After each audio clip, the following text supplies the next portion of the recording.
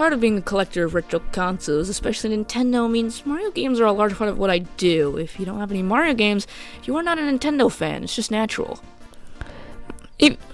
Mario has had over 70 games and has appeared in around 250 from his first introduction as Jumpman in the 1981 arcade classic Donkey Kong before getting his own arcade game in 1983 where he got his name. Since Mario's first appeared as a launch and pack-in title for the Nintendo Entertainment System, it's hard to imagine a Nintendo system without a game detailing the funny red plumber. He's truly a staple of all things Nintendo, and everyone knows who he is. You won't find anyone incapable of identifying this man. The first Mario games were indie platformers, and while Mario's mainline games have remained as both 2D and 3D platformers, Mario has appeared in many spin-offs that are different genres. Games like Mario Party and fun Mario-themed virtual board game where you collect stars and play mini-games. The Paper Mario series and the Mario and Luigi series are extensive RPGs where you get into battles, taking turns attacking. These are fantastic games, most of them. But there is one spin-off series that may be more prevalent and more popular than the OG platformers: Mario Kart. Mario Kart first made its debut in 1992 on the Super Nintendo. A popular launch title for the system was called F-Zero, and it was a high-speed single-player racing game. But Nintendo wanted something multiplayer, more casual for families to enjoy, so Nintendo started toying around with concepts for a family-fun multiplayer kart racer, featuring a man in overalls, eventually saying, "F it, just use Mario." The game hit the market on August 27, 1992, to some relative success, and since then, Mario Karts have been released on every system, and at some point essentially became a requirement for a new system to have it. The idea is simple: pick a character and hop in a cart and race. Along the track are item boxes that you can pick up in order to get something to hurl onto others or use yourself. It's both strategic and simple, applying to both casual and core fans alike. More people with Mario Kart Wii than scurvy, that really says something. The gameplay always felt rough in older games, like in Mario Kart 8 Deluxe, if you don't drift, you look like a fucking imbecile. In older games, drifting sucks, but the controllers have since been perfected, most games having their own flavor, giving good reason to go back. Emphasis on most games. However, game sales aren't the only way to tell if your game is successful. There's another way to see if your game is truly a winning formula: copycats. It's simple. If your game has been copied once or twice, or even hundreds of times, it's definitely a good game. The original will always be the best, unless you count Diddy Kong Racing, but there's always a certain charm to some of these interpretations of the classic idea. It seems whenever somebody has a popular idea, they throw it in a kart racer. It's just a way of life. But that doesn't mean it guarantees success. You actually have to make the game good in that case, and the only reason people bought that random-ass Hello Kitty kart racer is because it was rare for the Wii U. Nobody bought the Switch release. Some kart racers do get widespread releases over multiple consoles or at least one, but for that you need a licensing, a team of developers, actually good graphics, time, money. This is why a lot of developers stick to putting their kart racers on mobile phone. This is where most licensed IP kart racers come to die, because of one key factor. An example we can look at is Disney Speedsters. I really want to enjoy this game. I really do. It controls well, it has a giant character roster, an amazing aesthetic, fun tracks, and is overall a good game, but it's free, so you already know what I'm gonna say. Microtransactions take a big part of these mobile games, and obviously the Disney one. They're Disney. What did you expect? It seriously drags down the game, and for one big reason, most games with skins and stuff don't really ride on microtransactions. Skins are just for fun. You don't necessarily need them. But kart racers often have character stats, making some characters better than others. When some characters are limited time or locked behind a paywall or both, it makes it so the game is essentially pay to win. This is a problem with all free-to-play mobile games, but it's usually not pay to win. When different characters have different stats, that's completely different and unfair at times. Even Nintendo themselves have fallen victim to this, with Mario Kart Tour for mobile phones being riddled with microtransactions. This is a problem with a ton of these kart racers, and the ones that are free to play, totally free to play, just suck more times than not. Even some kart racers on consoles feel cheap and unbalanced. I often hate free-to-play games for this reason, but most of the time that paid stuff doesn't affect the gameplay. This is the one time it truly does, and it's just upsetting, tracking down what could be a fantastic experience. However, you may have a saving grace here, the true reason I made this video.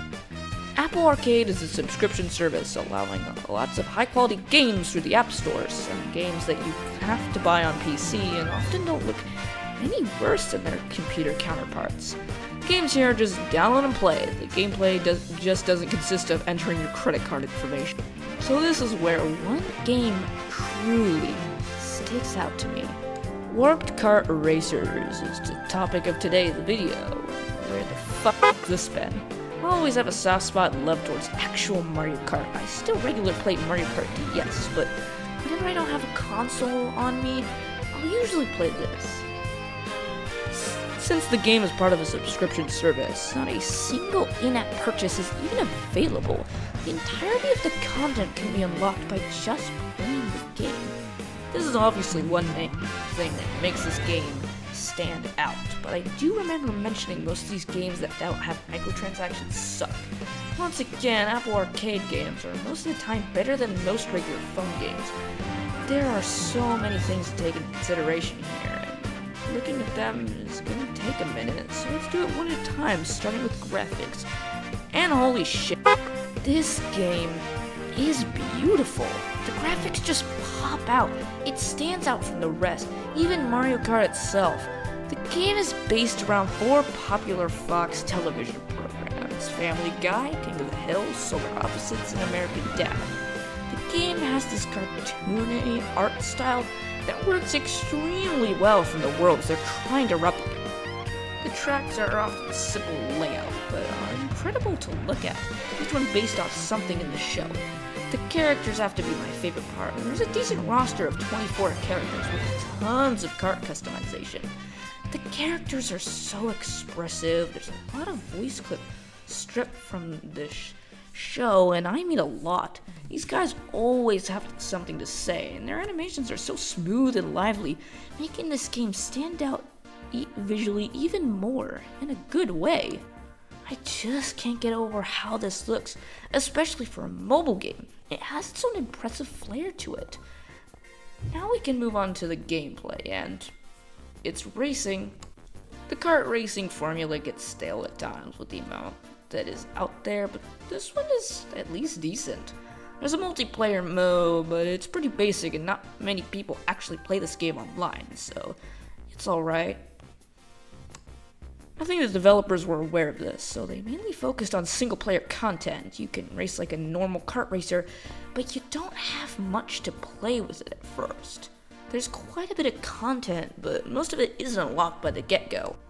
There are different mission levels to play, and quite a bit. It's similar in concept to the missions from Mario Kart DS, but a little different. You'll play normal races or battle mode using characters and karts you already have, and completing objectives as you race or battle will earn you points used to unlock things. Each difficulty of mission levels has 4 missions to it to complete for each show, all associated with characters that you'll unlock in those missions. There's a lot to do, and I've played this game for hours and have barely unlocked anything. At least unlocking things, while difficult, is extremely straightforward. It just works, and unlocking new stuff is so much fun. From what I can tell, you only really pick characters because, oh, this one looks like.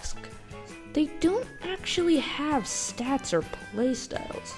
Each of these missions have tracks related to the show you're unlocking stuff from, and I may only have watched 2 of the 4 shows included. It's still a great time. Some of my favorite tracks are those from Solar Opposites, my favorite so far being the one where you drive through the wall, a great reference and connection to the show. That's something that all kart racers featuring licensed characters should do, make tracks about places in the shows. In fact, most fail to do this properly. When they do, it's usually hit or miss. Also, I don't know if this is on purpose, but almost every race I play, Mega's usually in last place. Oh.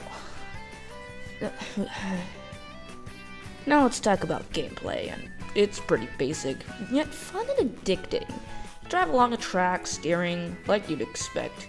At least I hope you'd expected that. It'd be pretty weird if you thought everyone just sat there.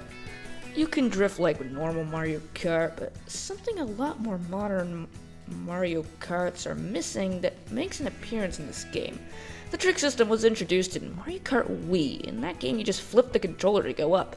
But if you're a normal person playing with a regular controller or a pro controller, you have to hit the up button on the D-pad for some dumbass reason.